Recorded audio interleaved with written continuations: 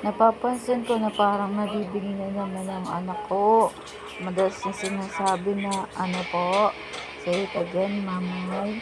Nag-umpisa na naman pala yung pamumuo na matigas na tutuloy ni Eric. Alala ko na hindi nga pala lahat ng matigas na tutuloy na nakuha kasi mas maliit yung butas niya sa left ear kaysa sa right ear.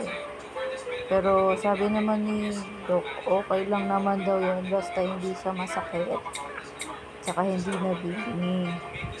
So, kailangan na naman ulit naman niya yung palambutin yung tutulin niya para na rin matanggal. Kaso yung earwax may kamahalan. Kaya nagtanong kami kay Doc kung anong pwedeng alternative na gamitin. Sabi pwede naman daw yung baby oil, 3 drops 3 times a day. Tapos imamassage mo siya ng 5 minutes. Kapag naman malikot siya, pwede naman daw 1 minute na lang. Yun, after a week, titingnan ko kung matatanggal ko siya na ako na lang o kailangan pa ulit siya dalhin sa doktor.